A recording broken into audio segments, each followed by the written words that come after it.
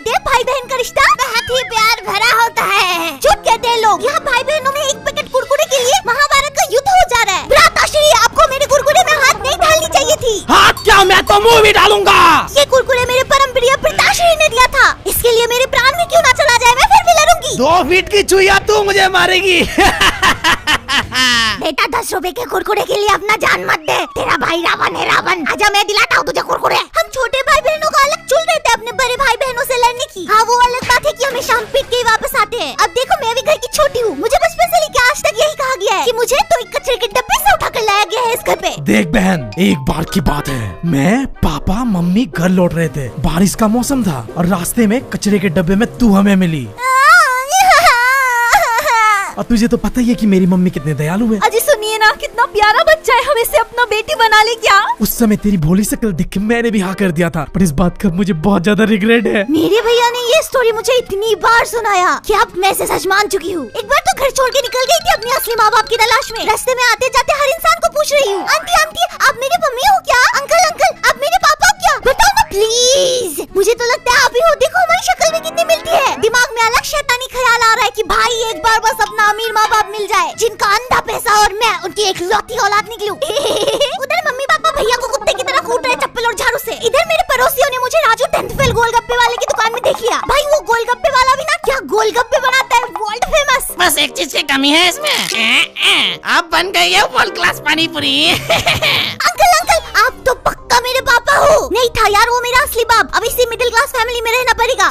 कभी कभी अपने भैया को देख के सोचती हूँ कि मैं ही घर की सबसे छोटी क्यों पैदा हुई। बचपन से लेके आज तक हमेशा ये भैया के फट्टे पुराने बैग जूते और कपड़े पहनते आई हूँ। सोचो जरा, घर का एक बच्चा नया यूनिफॉर्म नया जूता नया बैग लेकर आज बाबू जैसा स्कूल जा रहा है। दूसरे बच्चे का शर्ट इतना बड़ा है कि शर्ट ही दिख रहा है, बच्चा दिख ही नहीं रहा। शर्ट छोड़ो, जूते का हाल लेकर तुम भी तरस खा जाओगे। फिर बैग उधर पीछे से भूखे नंगों जैसा खाना मांग रहा है। ये सब देख के लोग पीछे से हंस के मजे ले रहे हैं।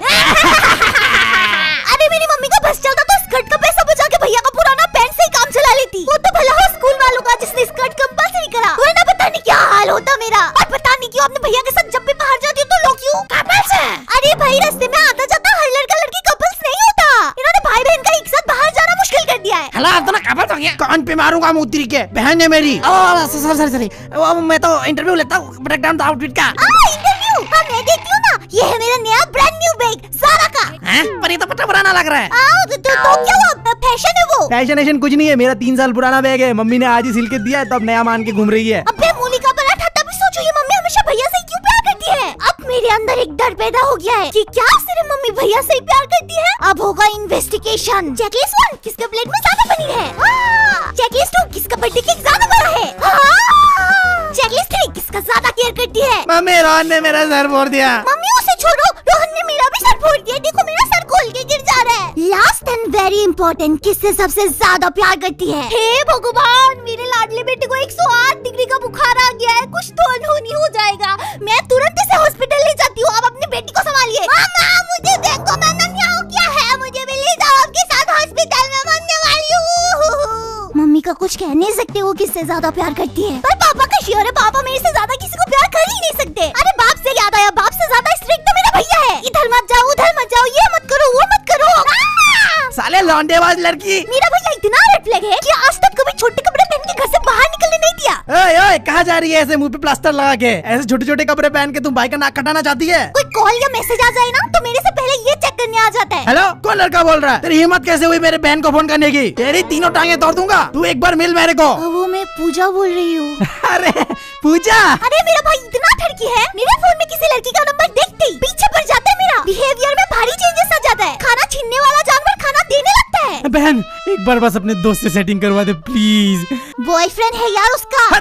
आ जाते हैं गरीब लोग। ये भाई लोग कभी सास का कमी फील ही नहीं होने देते। बात बात पे ताना मारेंगे। इस घर में ना मम्मी ना हो तो एक वक्त की रोटी नहीं मिल सकती। इनको हर बात में कमी निकालना होता है। ये नहीं कि बहन ने प्यार से दिया है, खा लो चुपचाप। ये खाना है। नमक कम तेल ज्यादा, सब्जी में पानी ही पानी। ससुराल में जाके मेरी नाक कटाओगे क्या? मेरे से एक भैया संभाला नहीं जा रहा और वहाँ मेरे नाना नानी 8-9 बच्चे पैदा कर देते थे। 8-9 और वो लोग कभी एक दूसरे से झगड़ते नहीं थे हमारी तरह। एक चॉकलेट, हाँ एक चॉकलेट 8-9 बच्चे में बंटता था। कैसे भाई कैसे?